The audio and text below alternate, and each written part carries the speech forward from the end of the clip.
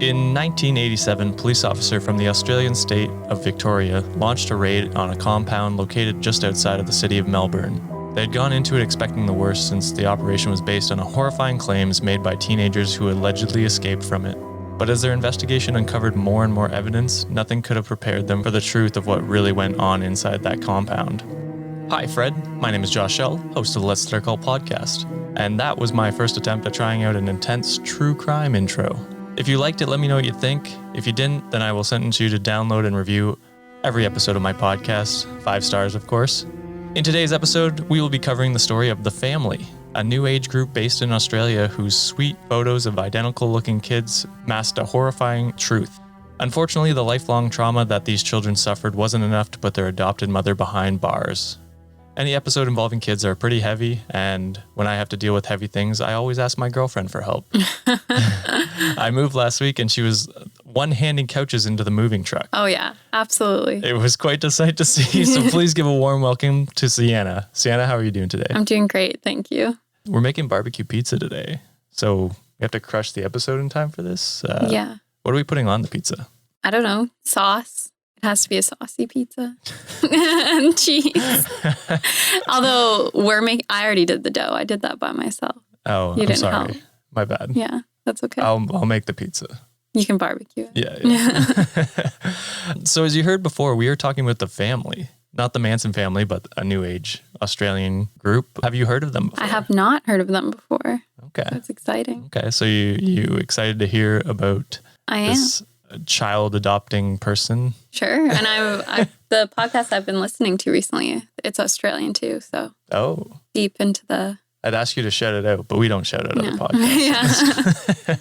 Yeah. All right. Well, we're just going to jump into it then so that you can quickly learn and we can get to our pizza. Awesome. Born on December 30th, 1921 in a rural town in Australia state of Victoria, Anne Hamilton-Byrne had less than a stellar home life. Christened Evelyn Grace Victoria Edwards, that's quite the British sounding name. Yeah, very royal. Her entire childhood was spent in poverty, which is ironic, poverty-stricken conditions, and she was often forced to look after her 7 younger siblings. Her father, Ralph, worked as an engineer cleaner on the railways, although he often left his family for long periods of time in order to avoid debt collectors. Oh my God. Meanwhile, her mother, Florence, claimed to be a psychic medium who could communicate with the dead. Later, she was diagnosed with paranoid schizophrenia and hospitalized in several mental institutions. Doesn't sound like a great childhood, but... Yeah, I mean, most cult leaders, I find, don't really have great childhoods. That's fair. This is just par for the course, but it is hilarious that her dad just takes off to avoid debt collectors. Yeah, I thought you were going to say because he works on the railway and sometimes they're gone for periods of time, but no. Absolutely nothing to do with that. Much sadder. Yeah. In 1941, Hamilton-Byrne left her small town behind and changed her name to Anne Hamilton. Shortly after, she married a 24-year-old officer with the Royal Australian Air Force named Don Harris and had a daughter with him whom they named Judith. Judith, no. No. Their marriage was short-lived, however, with Harris dying in a car crash in 1955. The irony is he was flying planes all the time, never crashed those, but... I mean, I feel like it's easier to crash a car. Well, just higher chance. Yeah, that's true, I guess. That's awful, though. That's There's really sad. less people in the air. Yeah. But yeah, very sad.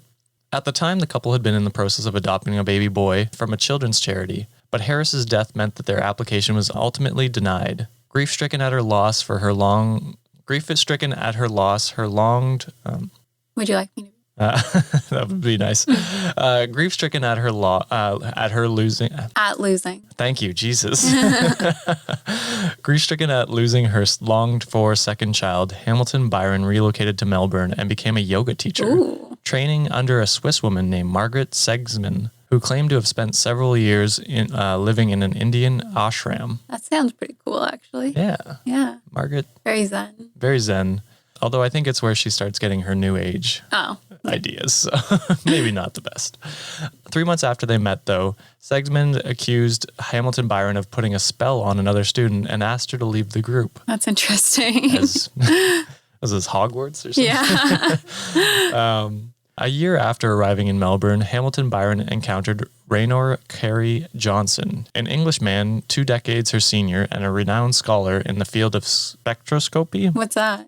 It is the branch of science concerned with the investigation and measurement of spectra, produced when matter interacts with or emanates electromagnetic radiation. Okay.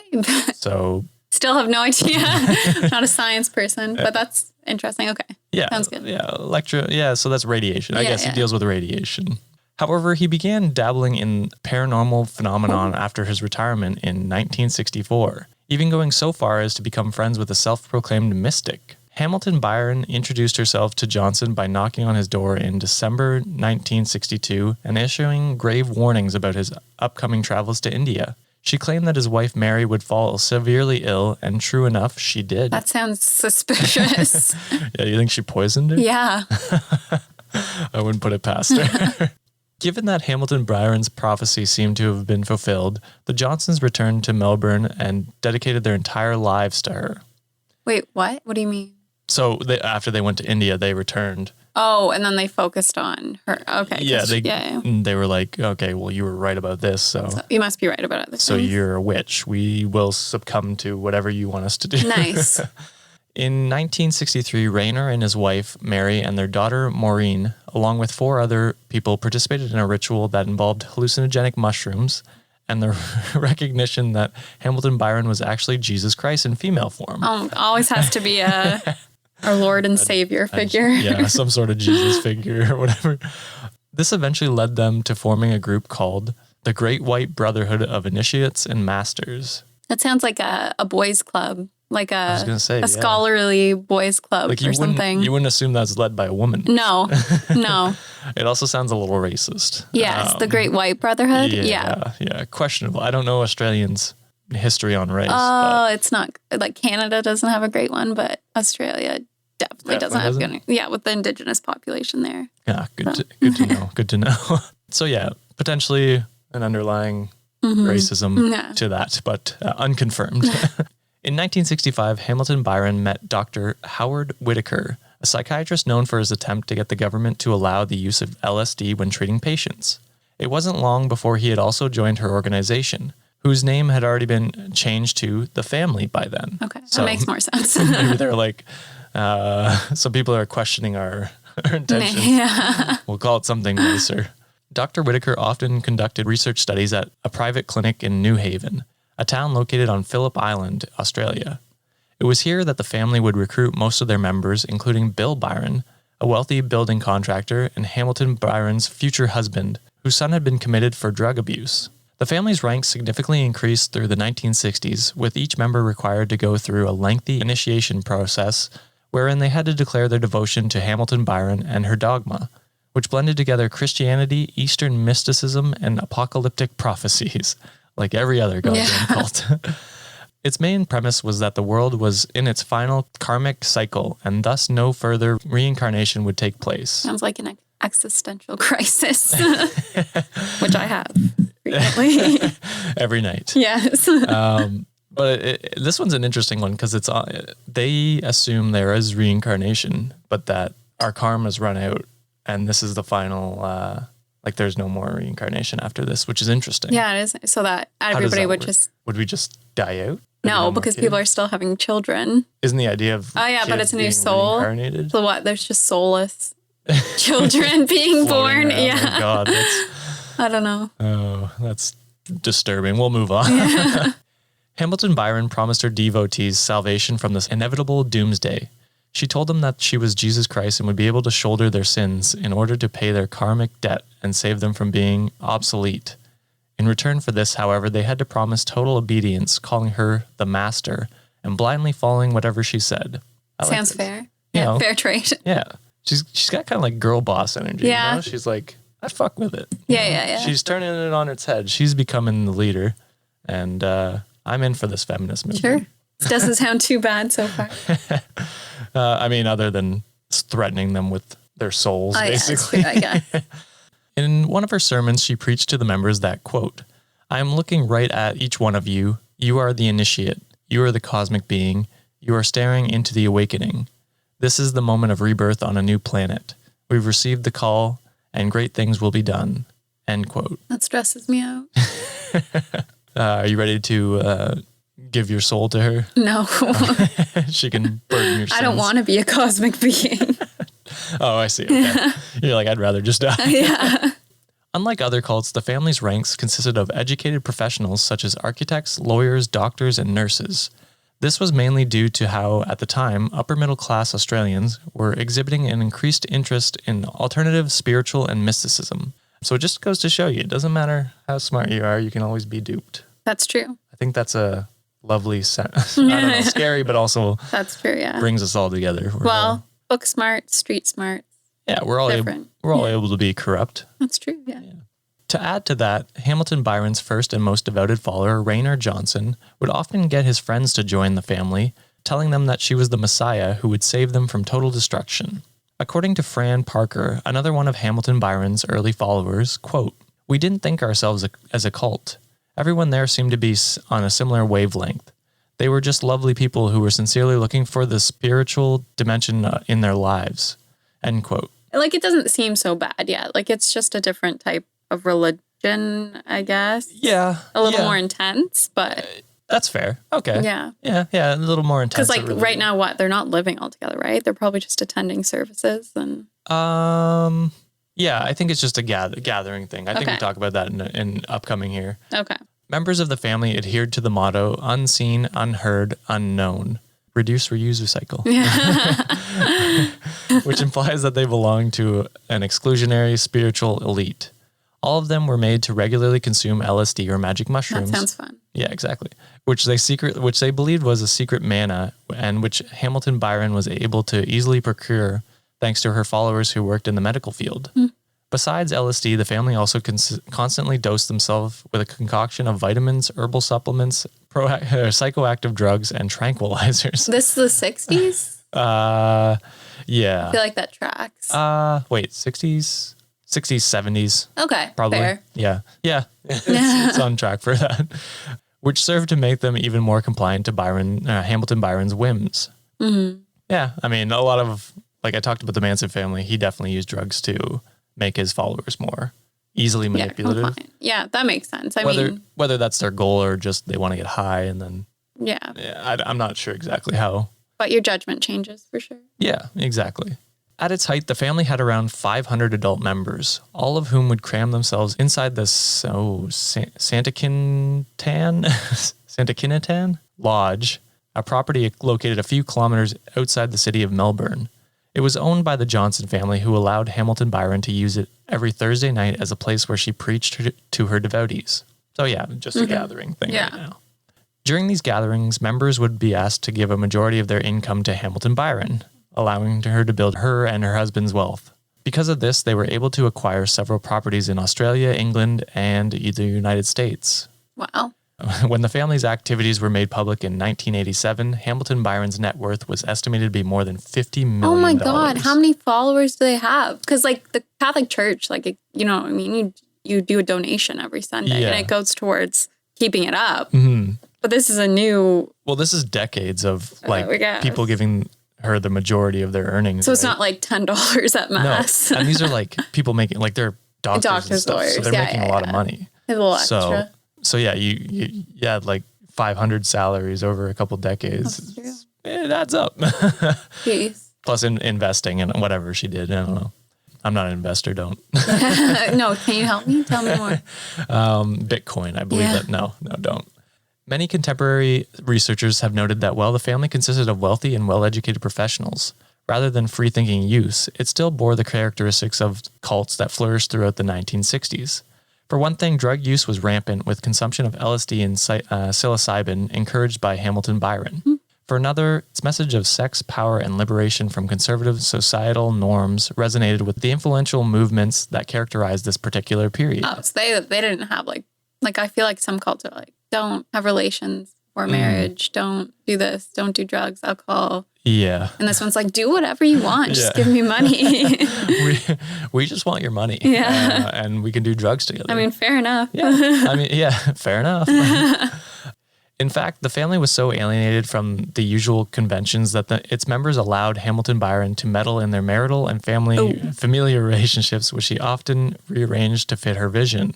It was this focus on familial ties that would lead Hamilton-Byrne and the family to carry out the activities that they would eventually be known for. To what? Like she would tell people you're breaking up or like you're going to be with this person? Or... Probably in ways, but that's not necessarily what they're known for. Okay. It's more the children, which we're going to get into in the next section. Yeah. Oh, no. Yeah, not great. But you know who won't interfere with your marital and familial relationship status? Who? The wonderful people that are paying for our pizza tonight. So who's paying for our pizza tonight? Hopefully these sponsors. Nice. Love that. Yeah. Enjoy some ads. Today's episode of Let's Start a Cult is brought to you by DB. DB is a Scandinavian brand that makes backpacks and bags to help people on the move stay ready for anything. From the streets to the peaks, DB's gear is travel tested by some of the world's best athletes, adventurers, and creators. Over the past decade, DB has designed and developed, released, and redefined the best bags in the market. With DB's patented hookup system, you are able to attach smaller products to your backpack, roller, or tote. When I'm traveling town to town to give my New Age sermons, I always need a good bag to hold my books in to make sure the right messages spread, so I know how important luggage is to traveling. Let's Start a Cult is teaming up with DB to exclusively offer our listeners 10% off your next purchase by using the code POD10 or going to the link in our show notes. DB, it's time to move on, time to get going. Presented by Climate Power Education Fund. Does big oil care about our streets flooding or our homes burning? Not according to an ExxonMobil top lobbyist. Did we aggressively fight against some of the science? Yes. You know, we were looking out for our shareholders. They care about profits, not people. Learn more at polluters.exposed.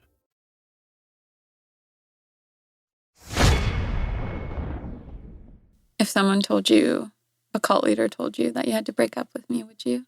Absolutely not. Nice. No, I would leave.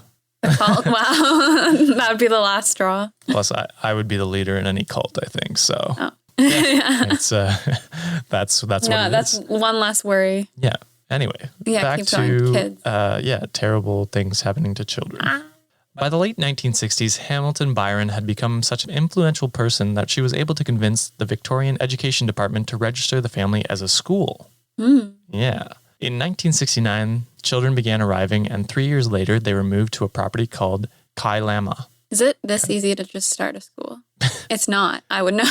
Yeah, you should. Well, nowadays, go to Australia. Maybe it's really easy there. Or maybe maybe they changed the laws because of this. So they were moved to a property called Kayla, or Up Top, which was located on Lake Eldon. In total, about 28 children would come to live there. Of these, 14 were the biological or adopted children of Hamilton-Byrne's devotees, who had willingly given them up for her to raise. Oh my God. Yeah. Others had been obtained through scam adoptions, which were facilitated by the members of the family who worked as doctors. Oh my God. This is like, I feel like straight out of Marvel Black Widow. Taking kids. True, we just watched that. Yeah, that's true. Actually, there's a very strong connection. Maybe this is where the story comes from. Yeah. So they were doctors. Yeah. So to do this scam, they would drug their patients as they went into labor and convince them to hand over their newborn infants. What about after? When they're like, I am not on drugs anymore and I want my child. I guess if they can convince them to hand them over and sign. That's true. I feel like even on drugs, like new mothers wouldn't give up their child. Yeah. I don't know. What kind of drugs are they on? Like maybe they were also selective of who they chose. Like maybe they preyed on like vulnerable people who maybe aren't ready for a kid or like are unsure. Yeah. That's still awful. I literally can't imagine that. Yeah, very fucked up. Yeah. At Up Top, the children were cared for by 3 women: Patricia McFarlane, Elizabeth Whitaker, and Margaret. That's a weird name. So, yeah. McLean and McClellan. Yeah. Jesus, I had the hardest time with her name. All of whom they referred to as aunties. Their daily routine involved yoga, meditation, and the study of spiritual texts. That doesn't sound like a bad school. But I mean, Spiro, like, yeah, they're not learning math or anything. So that's true. They were also made to adhere to a strict vegetarian diet that was supplemented by regular doses of LSD. Oh my God. Yeah, so they're drugging kids. That's crazy. This also reminds me of the Handmaid's Tale. You're just making all the connections. Yeah, sorry. I've never actually watched that, but... I read the books. Oh, yeah, there is a book. Yeah.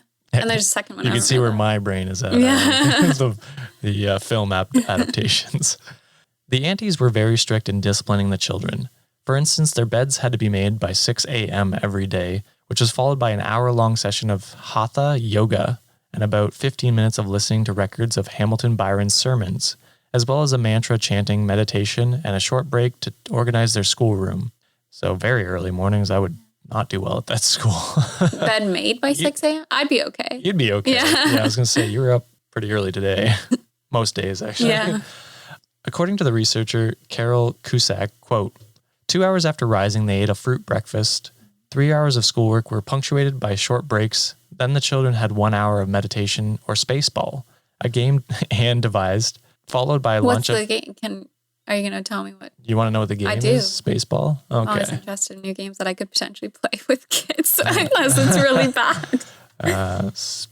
Spaceball game, the family. Yeah, I guess there's probably a bunch of spaceball games that like... It's not showing up. Oh my God. Uh-oh. That's okay. All right. Yeah, I don't know what spaceball is. Interesting. So this was followed by a lunch of steamed vegetables and fruit. The next 3.5 hours involved lessons, a short break, and packing up the schoolroom. From 5 p.m. to 9 p.m., the children meditated, ate a bland vegetarian meal, read spiritual texts, and did homework before bedtime. So they didn't really have any fun. I mean, it doesn't sound like, obviously it sounds bad. It's like they're away from their parents and they're going through this very strict routine. But like, I mean, fruit for breakfast, yoga. Yeah, they're only eating. Yeah, I know. I can't imagine that be. I mean, there are vegetarians, obviously. Yeah, but yeah. They also supplement their diet with vitamins and protein and stuff like that in different ways. So I can't imagine they have a healthy. No, and they're growing. So Yes. they would need like. Yes. Yeah. So, I mean. Plus, there's LSD in their food, right? Yeah, well, so, yeah. Okay. Yeah. It's all okay. If Never we're mind. thinking It's about pretty everything, that's probably the worst. Yeah. So, to appear as if the children were adhering to the state's mandated educational system, the family registered a school called the Aquilon College in 1984. Whenever the authorities arrived to inspect its activities, the children were coached on what to do and what to say. The vegetarian diet that the children were forced to abide by was far from as sufficient for their growing bodies, as we just talked about. Okay. Most of them were malnourished and resorted to stealing food. Although the aunties and Hamilton-Byrne resolved this by body shaming them, especially the girls. You can't, even in like the middle of nowhere, away from like social norms and media, girls can't escape body shaming. Yeah, even in cults led by women. Yeah, that's brutal. Which is fucked up, yeah. In her memoir, Sarah Moore, who grew up in the family, recalled that, quote, weighing was a very serious business, particularly for us because it was considered that we were putting on too much weight. We would have our food rations cut down, and that was a dreadful proposition, food being the most important things in our lives. We girls viewed the scale with hatred. They made our miserable lives even worse. Some of the girls would even try to induce vomiting on weighing mornings in attempt to seem lighter, end quote. That's awful. So they're resorting to like bulimia, which is that's fucked up. Yeah. Many contemporary researchers have theorized that Hamilton-Byrne, who was chubby as a child, projected her body image issues on on the children. As an adult, she would regularly undergo liposuction and other cosmetic procedures, which made her even more charismatic and appealing to the outside world. Love that. Yeah. Oh my God. Some even took to saying that she used her mind to court women, but relied on her body and her good looks to entice men. Oof. She may have been vain, but Hamilton-Byrne was also notoriously prude, which led her to shame girls in her care for experiencing normal bodily processes like menstruation. Oh my, that's crazy. Even now, like, people don't talk enough about that stuff. And then these girls are like, this normal thing that happens to your body? Nah. Yeah, you'll be shamed. Yeah. Yeah, it's fucked up. So much for the feminist girl boss. Yeah. I hate it now. Yeah, women-led cult. But that's not all. The children were also frequently beat by the aunties, who carried out the abuse according to Hamilton-Byron's wishes. Later, Leanne Crease, who spent most of her childhood in the Uptop compound, recalled that they were sometimes made to go through a process similar to waterboarding. Oh my God. With their heads being submerged in buckets of water whenever their answers weren't to the adults' likings. There were also times when Hamilton-Byrne would ask them to be whipped with belts while she listened to their screams on the phone. Oh my God. Yeah. That's like actual torture. Oh, yeah. Awful. Yeah. Well, all of it's torture. Well, but yeah, like, I was going to say. Jeez. Yeah, 28 kids going through all this. Jeez. Are there other adults there except for the aunties? Like their parents are not there, even the ones that were given up, right? No. Willing people. These are like, because they're kind of secluded, right? Yeah. They're kind of on their own compound, led by the aunties. Okay. Like 3 women are taking care of them all. So say participants who like gave up their kids to go to this, like they're not on their own compound, like they're living their lives with their jobs and stuff, and just going to mass or gatherings. Yeah, I would imagine that's probably mostly how most of them anyway. Some might be living with Hamilton-Byrne. I'm not 100% sure. Okay. But yeah, most of them are just living their lives, and then it's like they just sent their kid to Bible camp. Yeah, basically. I went to Bible camp. It's okay.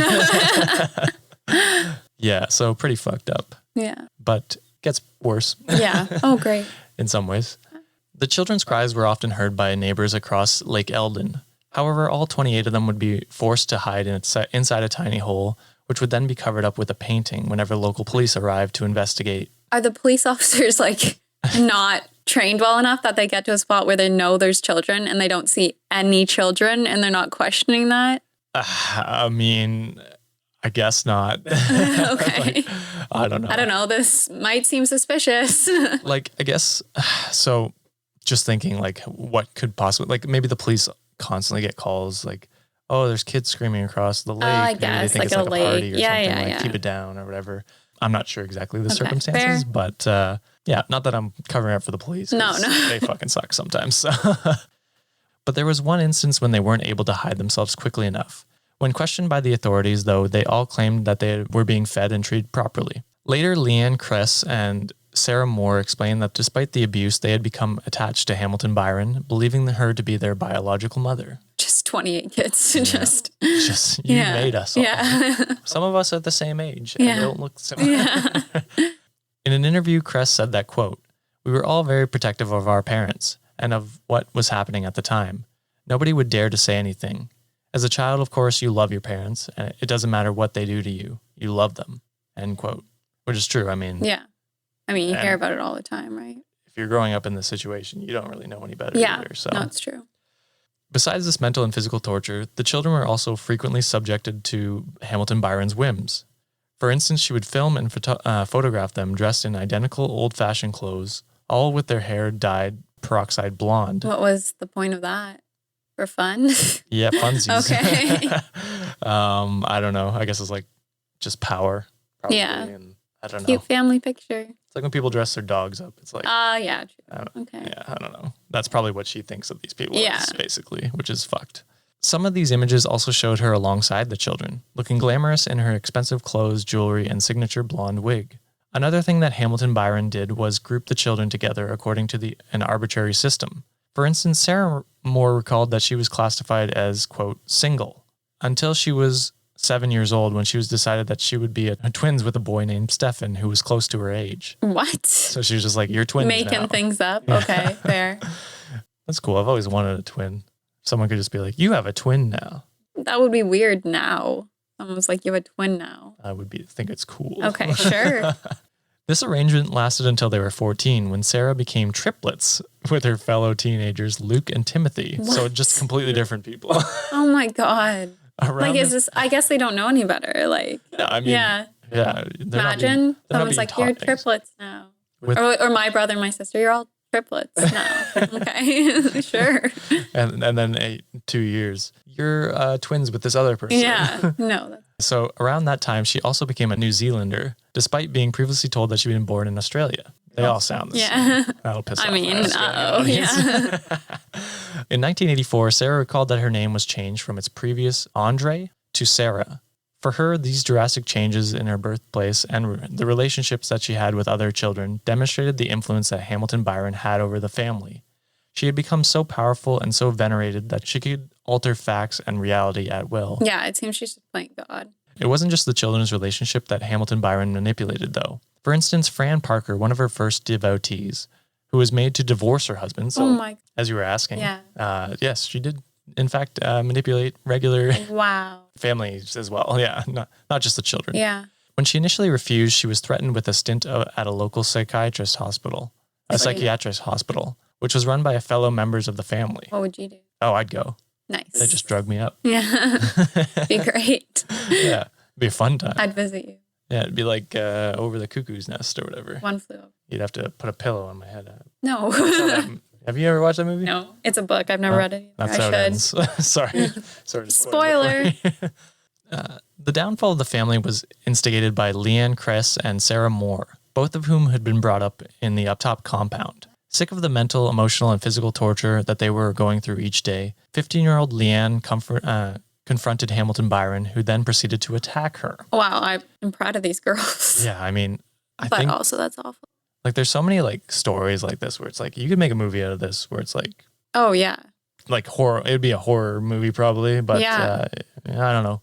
I think definitely showing these things would be better so that people knew and were more aware of cults and. That's true. I guess cults happen in a different way now because it's hard to be like secluded and. No, they still happen. No, they absolutely, but it's more like powerful people with money, and I guess they have money too. But like that can keep things under the rug. People are paid off. Just a thought. We could make movies about stuff. No way. Unfortunately, the police were no help. When called to question Leanne, who had attempted to run away from the compound, Hamilton-Byrne told them that she was nothing but a troublesome teenager. It would be 2 more years before she had the opportunity to escape again. Oh my God. Yeah. This time, the authorities brought her to her foster family, who tried to get her to talk about her past. However, she clammed up and refused to do so. Yeah, so much trauma. Oh, yeah. And especially if you tried the first time and the police didn't help you. Yeah, so why would you want to open up? Yeah, exactly. Yeah. It just she resulted in more torture and shit. Yeah, she probably would be afraid for the other girls there. True, yeah. By then, 17-year-old Sarah Moore had also become disillusioned. In 1987, she too confronted Hamilton-Byrne, who was excommunicated from the family. When the two girls reunited, they decided to reach out to the local police, who were already suspicious and keeping tabs on the cult after receiving numerous questionable reports. Okay.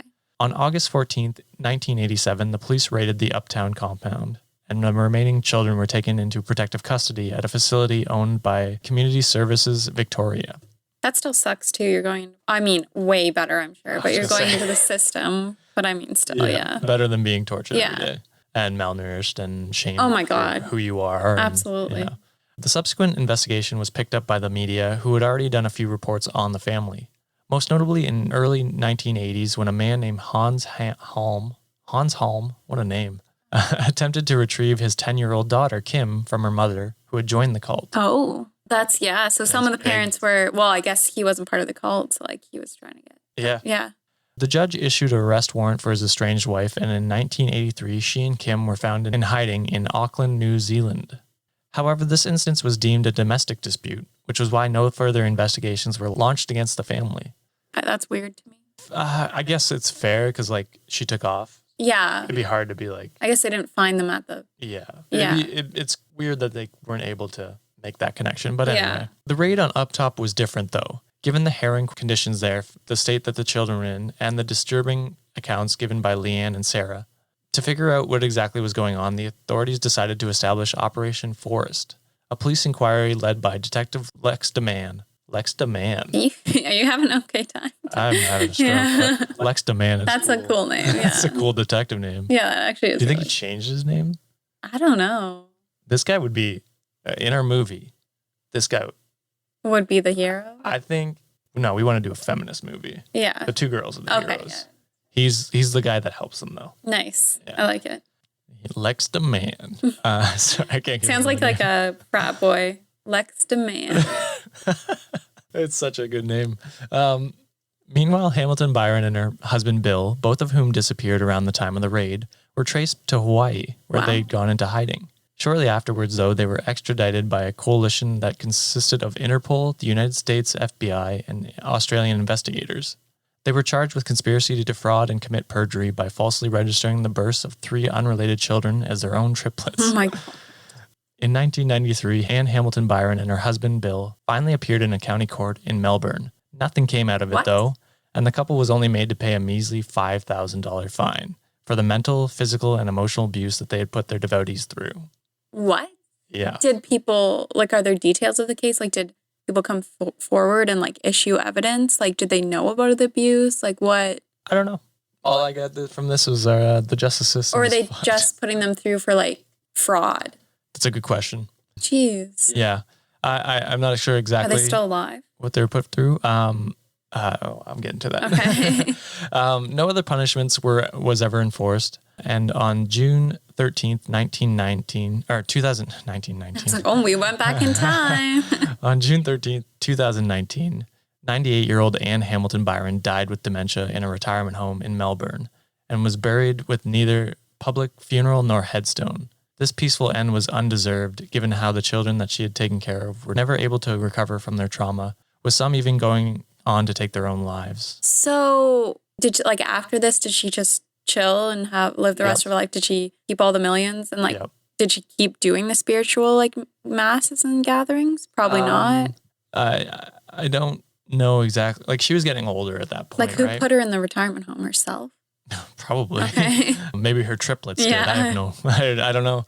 No, I think she gave up the grift after they were taken into court. But I'm pretty sure she kept all the money. Oh my God. And was able to just live out her life. That's awful. Until almost 100 years old. Yeah. After tormenting hundreds of people. Hundreds. Well, like not just the children, right? Yeah, the people involved and like taking I guess there's kids quite from a few people, the parents and so it'd be hundreds. Yeah. That's crazy. That is the end of this tragic story. What about like the people? What about the doctors that were like literally stealing kids? None of them were ever charged. Oh my God. Yeah, I'm pretty sure they all got off. I mean, they were under, I guess, her influence, but still. That's no excuse. No. Yeah. Yeah. You do your actions, you know. Yeah. Should be charged just the same. But yeah, that is a very sad ending to that Yeah, story. I was hoping for better than that. I told you it was heavy. I needed you here. Oh my gosh. Lift me up. But it is time for cult critique. Oh. You know what this is? I rate it? Podcast. Yeah, we rate the podcast. Yeah, I'm forced to listen to this. I'm just kidding. So we talk about these shitty people and we rate their cults. Right. I'm kind of confused about the rating process because I know it's not like you don't rate how bad they are. You rate just in general, right? It varies on my guests. So some people rate it like whether it was a good cult. You know what I mean? Like they did well as a cult? They did well as a cult. Okay. Some people rate it on how terrible they were. Okay. Some people rate it on if they just like them or not. Okay. So whatever you would like to do, how would you rate the family? I want to give her like a higher rating because she's like, she got away with it. Right. Like she literally did all this and then she's like, okay, I'm going to chill with my life. And also like it was girl led and then she literally got to just make up her own families and stuff, which is like interesting, which is like, but that's awful that it didn't get any justice too. So I don't know how to like rate it in a sense. I'm going to go like, and I was not hoping for more, but I thought there'd be more about like how like she was like the Messiah and reincarnation, like that sort of stuff. My apologies. Yeah. I went into the torture. I'm going to give them a 2 out of 5, I think, just because good for them, not good for them, but like they got away with it, which is crazy. Right. I wonder if they could go back and do like an investigation. Like I know she's dead, but like if anyone else was alive that was involved or like just even have it on the books, like or get like the I know it wasn't just girls, the girls and boys or whatever. People are involved, like some sort of help or closure. Yeah. Well, as I said, like a lot of them are older now, right? Yeah. Like they would be probably in their 60s, 50s, 60s probably now, if my math's right. Which it never is. But yeah, they'd be older now. So, and like I said, some of them took their own lives. Like, it is a very sad story. But yeah, I definitely hope that the Australian government or someone tried to help these people out. Yeah. Tried to give them a good home. That's true. So maybe they did. I don't know. But yeah, I think a 2. Wait, did I give a 2 or 2.5? 2. You gave a 2, yeah. I think a 2 because like that, but also there wasn't enough. There's cult stuff, but like I didn't focus on the cult stuff. Sorry. No. I can only do so many new age groups and give the same apocalyptic That's true. message that they have. Yeah.